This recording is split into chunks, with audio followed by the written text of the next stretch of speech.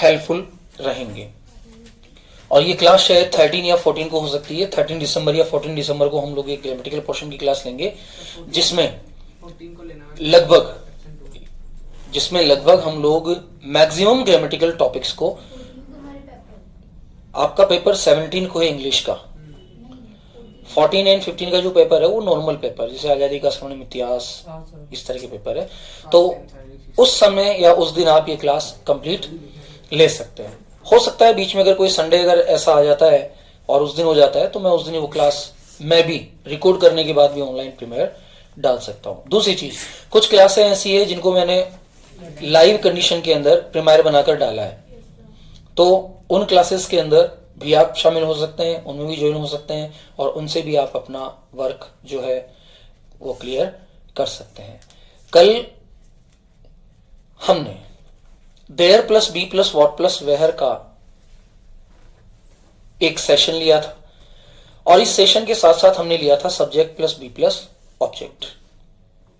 मैं फिर कहता हूं, online classes are very important for you, क्योंकि ये वो टाइम होता है जिस समय हम घर बैठकर अपनी स्थिति में the best listening category and watching category के द्वारा समझ सकते हैं, क्योंकि वहां आपके आसपास बात करने के लिए कोई नहीं होता है। दूसरी चीज, वहां आपका ध्यान डाइवर्ट करने के लिए कोई नहीं होता है। तीसरी चीज, जब भी आप ऑनलाइन क्लासेस ले रहे हो उस समय कॉपी और पेन हमेशा अपने साथ रखें। ये जरूरी नहीं है कि आपने तुरंत उसको टाइप करके आंसर सेंड कर दिया।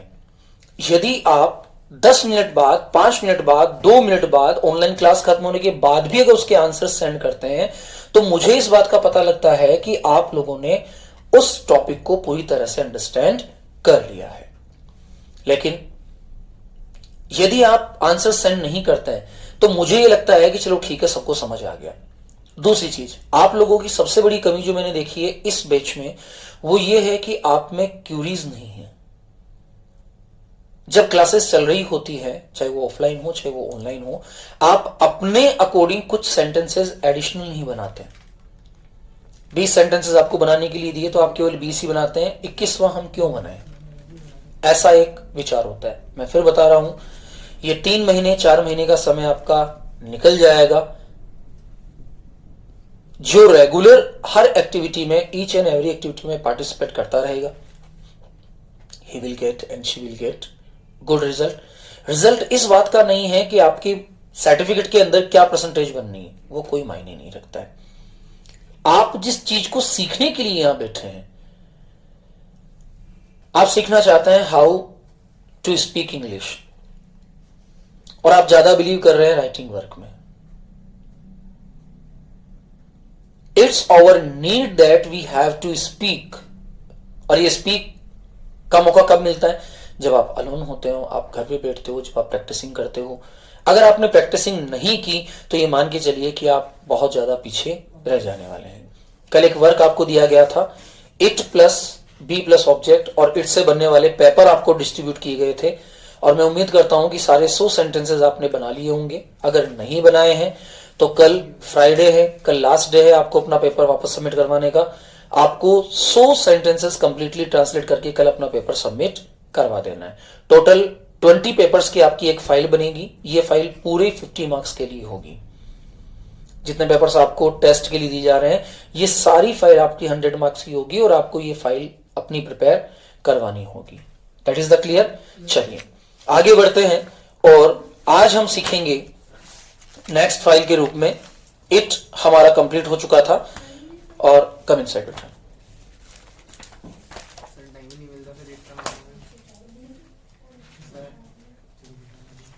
यस,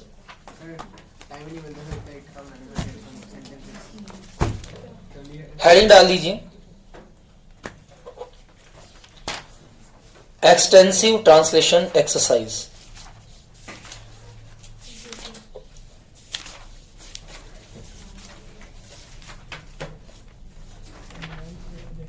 एक्सटेंसिव अगले 8 दिन चलने वाला टॉपिक है ये। Extensive, EXTENSIVE, EXTENSIVE, extensive translation exercise. Extension translation exercise. अब एक्सटेंसिव ट्रांसलेशन एक्सरसाइज का मतलब होता है ऐसे वाक्य जो पूरी दुनिया में कहीं भी कैसे भी बोले जा सकते हैं। क्या हम इन वाक्यों को इंग्लिश में ट्रांसलेट करने का हौसला रखते हैं? ये इस भाग में देखा जाएगा। इस भाग में लगभग हम 500 वाक्य बनाएंगे, 500 सेंटेंसेस। इन 500 सेंटेंसेस के हमारे टोटल 7 वीडियोस प्रिपेयर होंगे।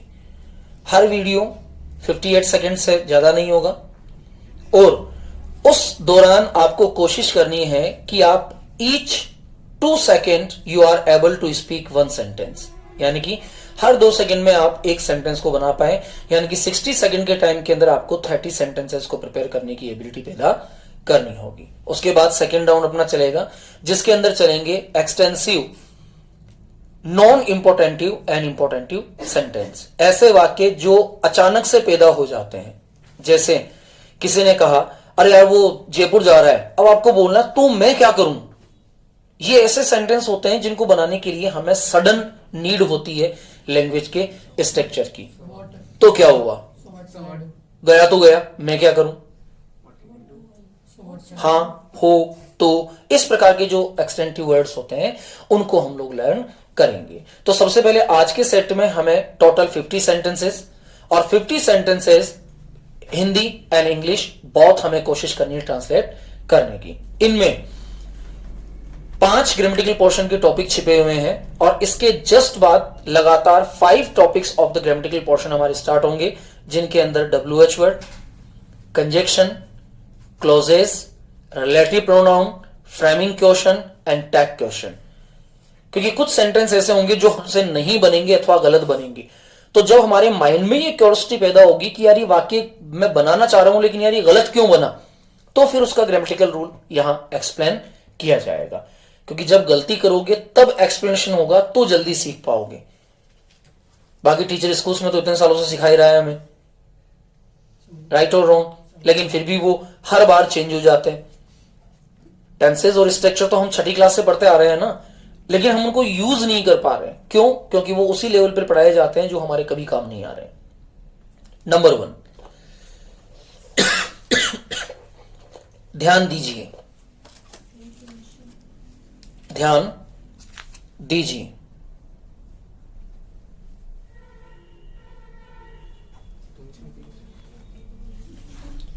नंबर 2, इनके सामने लाइन छोड़नी है, इनके नीचे लाइन नहीं छोड़नी है।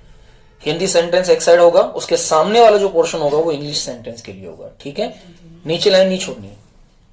माफ करें आपको कष्ट हुआ, ये डायरेक्टली सेंटेंसेस है जिनको ऐसे ही लर्न करना होगा। माफ करें आपको कष्ट हुआ, ध्यान दीजिएगा, लिख दिया आपने। पे अटेंशन, पे अटेंशन, ध्यान दीजिएगा, पे अटेंशन, PAY, पे, ATTENTION।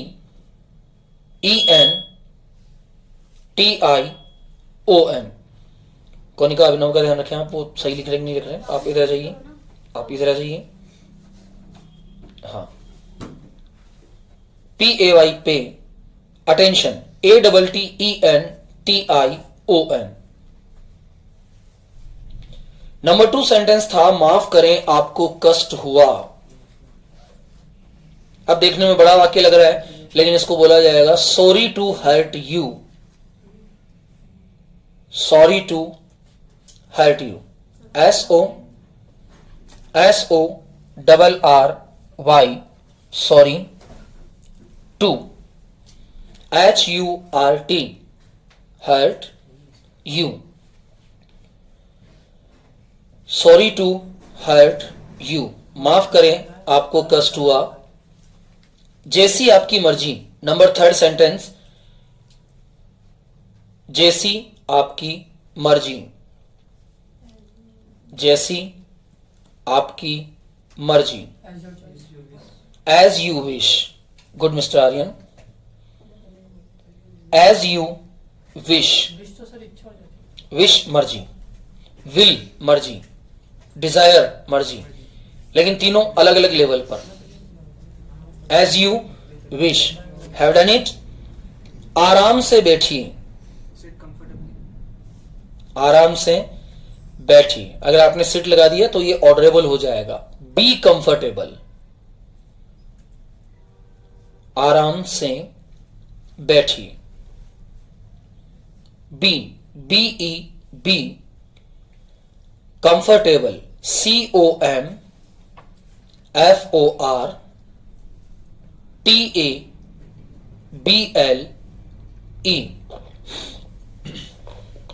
B comfortable. आप मुझे बोलने दो, थोड़ा सा एंगर सेंटेंस होता है ये।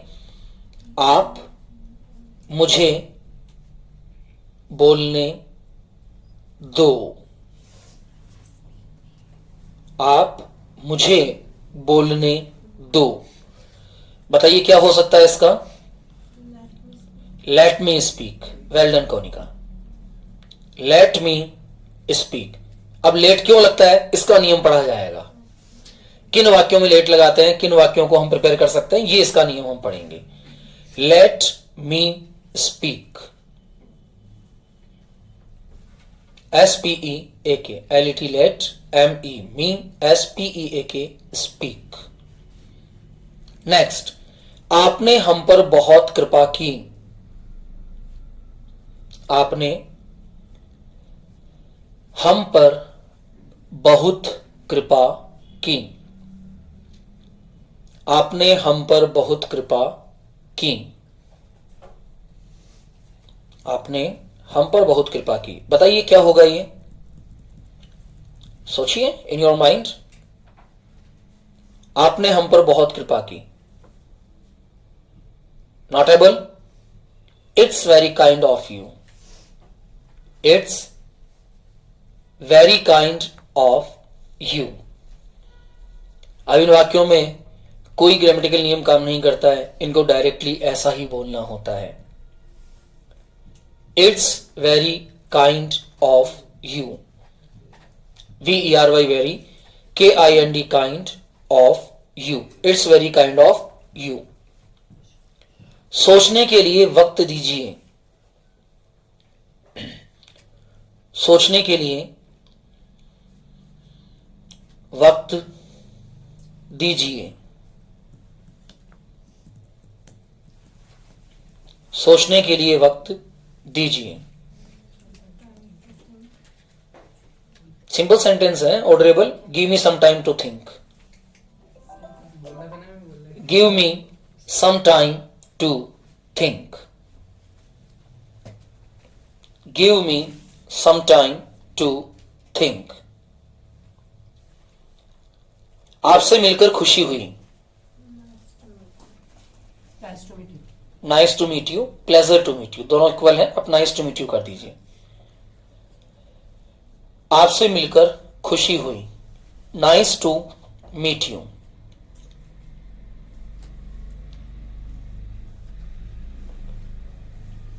नेक्स्ट, उसने जानबूझकर तुम्हें दुख पहुंचाया, उसने जानबूझकर तुम्हें, He hurt you knowingly. हाँ, ही नोइंगली हर्ट यू, तुम्हें दुख पहुंचाया। He knowingly, KNOWINGLY, knowingly hurt you, So he was spelling out my name. KNOWINGLY, he knowingly hurt you.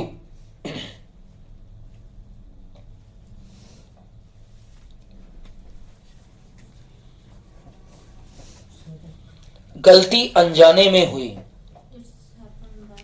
गलती अनजाने में हुई। It happened unknowingly, it happened unknowingly, UNKNOWINGLY,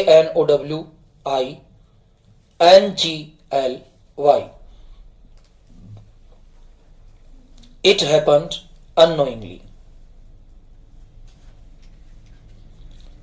मैं सड़क पार कर रहा था। मैं सड़क पार कर रहा था। I was crossing the road. Continuous का भाव यहां है। I was crossing the road.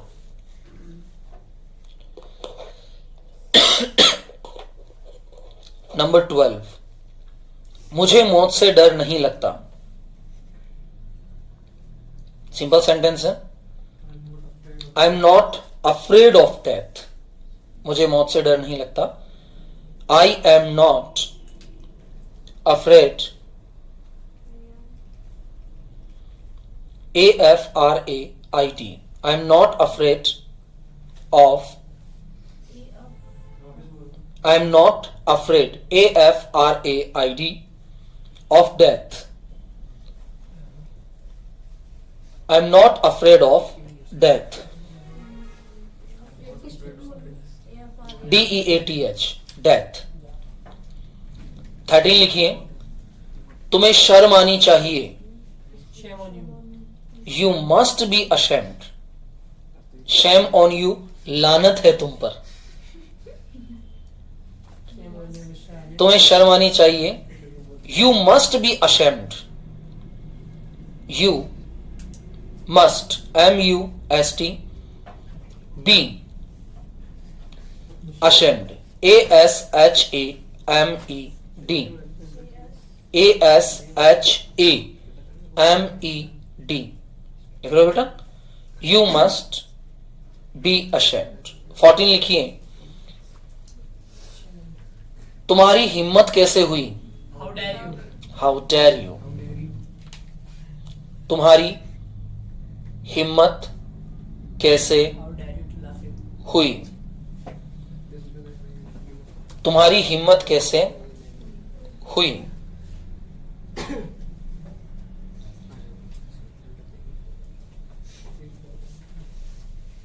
How dare you. और लास्ट लिखिए 15, तुम्हारी ऐसा करने की हिम्मत कैसे हुई? Do so. दिस, यह करने की हिम्मत कैसे हुई? ऐसा करने की, ऐसा कहने की या करने की, ऐसा मतलब सो। तुम्हारी ऐसा करने की हिम्मत कैसे हुई? हाउ डेयर यू डू सो।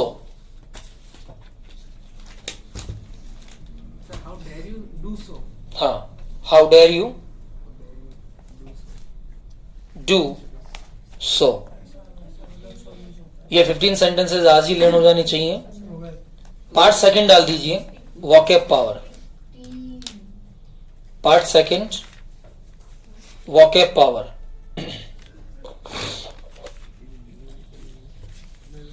चलिए एक बार रिवाइज कर लेते हैं। पढ़ने में असमर्थता,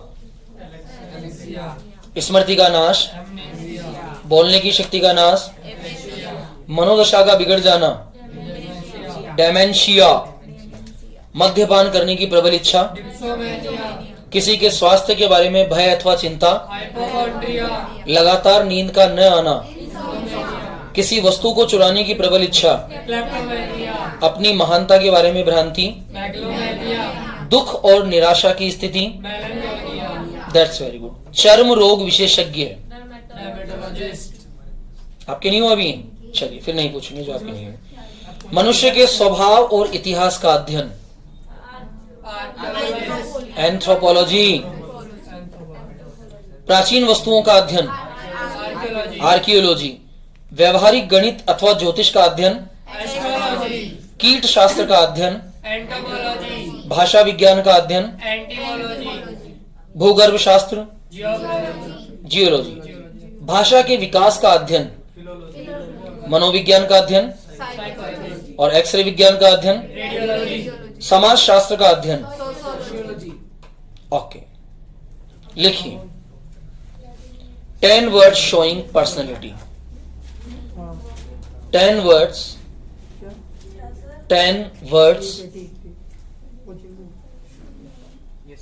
showing personality. PERSONALITY. 10 words showing personality. Sir क्यों कहेंगे तुम्हारे नहीं हुआ? तुम्हारे नहीं हुआ।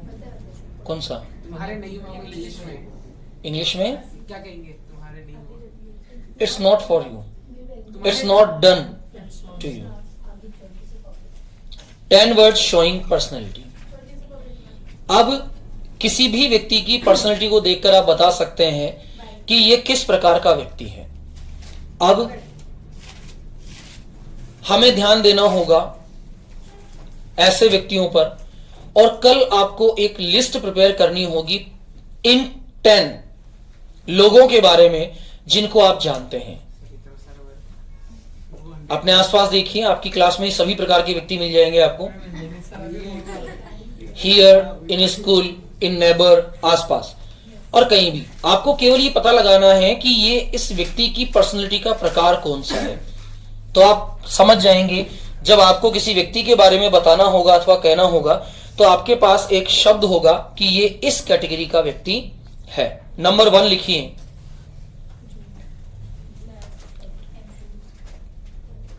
संसारिक चीजों से उकताया हुआ.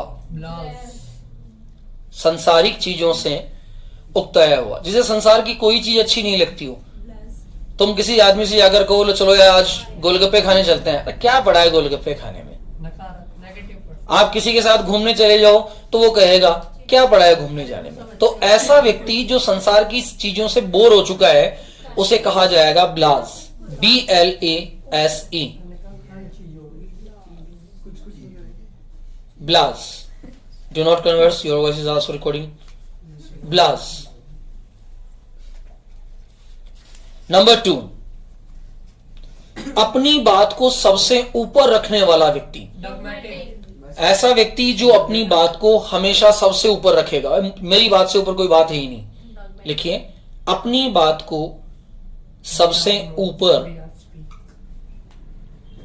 रखने वाला व्यक्ति. ब्रैकेट में डाल दीजिए डॉगमैटिक. डॉगमैटिक नहीं होगा, डॉगमैटिक.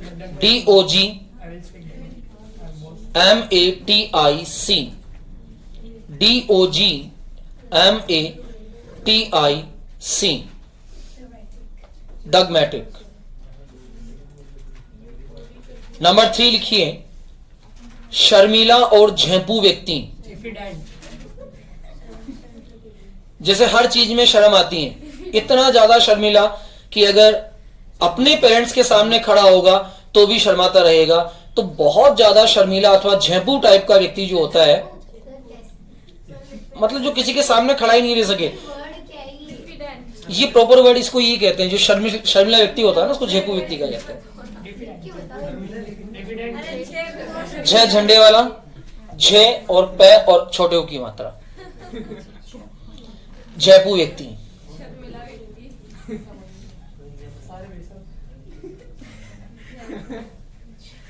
झेंपू व्यक्ति.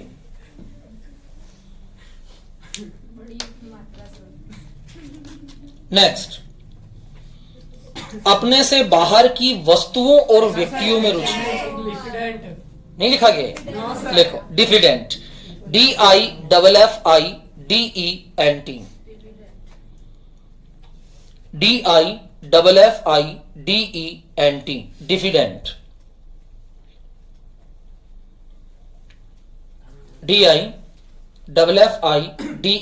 DIFFIDENT. डिफिडेंट. नेक्स्ट, बाहर की वस्तुओं अथवा व्यक्तियों में रुचि लेने वाला व्यक्ति. व्यक्तियों में सर ये तो वो है अपने बाहर की वस्तु और व्यक्तियों में एक्सट्रोवर्ट. एक्सट्रोवर्ट. दूसरी संगति में बोला था. बाहर की वस्तुओं और ज्यादा बोलने वाला भी होता है ना. जो बाहर की चीजों में रुचि ले. एक्सट्रोवर्ट जो बाहर से खुला हो. टॉकेटिव होता है फिर वो ज्यादा बोलने वाले को क्या कहते हैं? नहीं, टॉकेटिव होता है वो. बाहर की वस्तुओं और व्यक्तियों में रुचि लेने वाला व्यक्ति कहलाता है एक्सट्रोवर्ट. जो घर में ना रहे, ज्यादातर बाहर रहे, वो एक्सट्रोवर्टर होते हैं। EXTRO VERT extrovert. Extrovert. Number 5, हर समय दूसरों के साथ रहने वाला व्यक्ति। हर समय दूसरों के साथ रहने वाला व्यक्ति मतलब जो अकेला रह ही ना सके, उसे हमेशा कोई ना कोई साथ चाहिए। हर समय दूसरों के साथ रहने वाला व्यक्ति। ग्रेगेरियस। GREGARIOUS।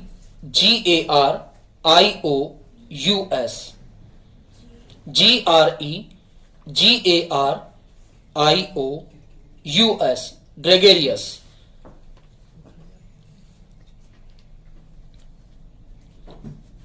नेक्स्ट, अपनी बात को लोगों के सामने न कह सकने वाला व्यक्ति। अपनी बात को लोगों के सामने न कह सकने वाला व्यक्ति।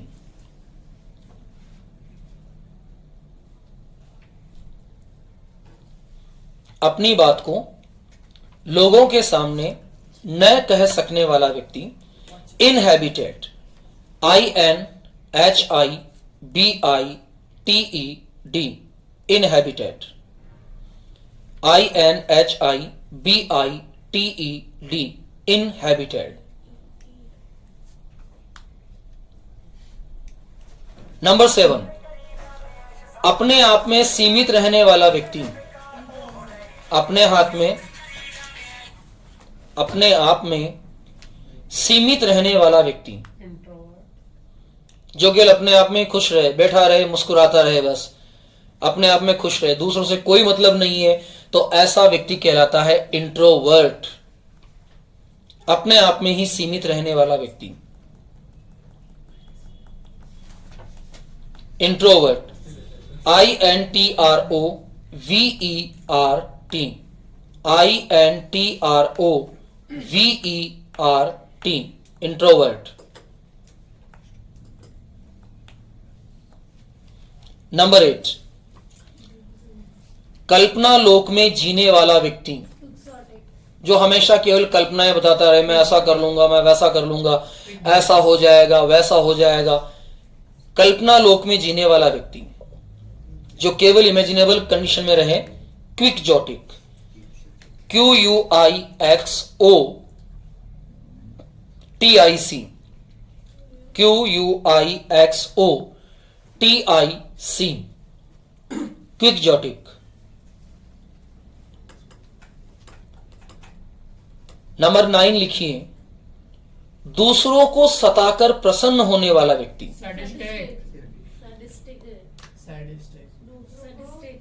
ऐसा व्यक्ति जो दूसरों को सताकर प्रसन्न हो। होते ना बहुत से, जैसे बचपन में छोटे बच्चे दूसरों को सताकर प्रसन्न होते हैं। कोई चीटा जा रहा है, उसको मार देंगे, फिर ताली बजाएंगे, मर गया है। कोई छोटा जानवर है, कोई पपी है, उसकी पूंछ पकड़कर घुमा देंगे। प्रसन्न, खुश रहने वाला व्यक्ति, जो दूसरों को परेशान करे और खुद खुश हो जाए। अब ऐसे जो लोग होते हैं उन्हें कहा जाएगा sadistic. SADISTIC। SADISTIC। Sadistic. SADISTIC। Sadistic. Sadistic mean ऐसा व्यक्ति जो दूसरों को परेशान करे, दूसरों को सताए और उसके बाद खुद खुश हो जाए, ऐसा व्यक्ति कहलाता है सैडिस्टिक। और लास्ट है नंबर 10, चरित्र में जंगली और रूखा व्यक्ति। चरित्र में जंगली और रूखा व्यक्ति, ऐसा व्यक्ति जिसका चरित्र बिल्कुल जंगली हो, रूखा हो। ट्रंकुलेंट। TRUCULENT। T TRUCULENT,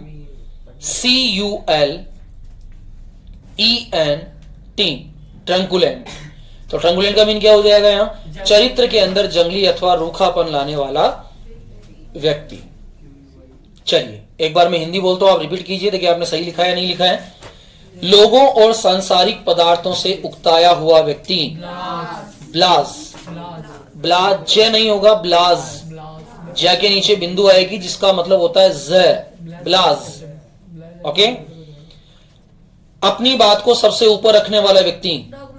डगमैटिक, not डॉगमैटिक। डॉगमैटिक तो हो जाएगा जो कुत्ते का रिश्तेदार होता है, कुत्तापन। डगमैटिक। शर्मिला और झेपू व्यक्ति। डिफिडेंट। अपने से बाहर की वस्तुओं और व्यक्तियों में रुचि लेने वाला व्यक्ति। एक्सट्रोवर्ट।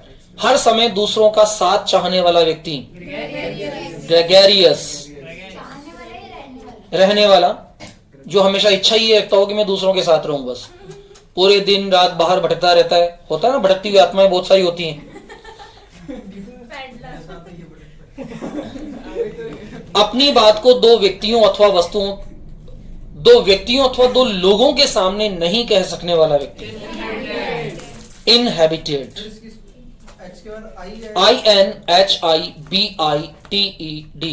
INHIBITED, inhabited. हमेशा अपने आप में ही सीमित रहने वाला व्यक्ति। इंट्रोवर्ट। कल्पना के मंसूबे बांधने वाला व्यक्ति। Quick jotting.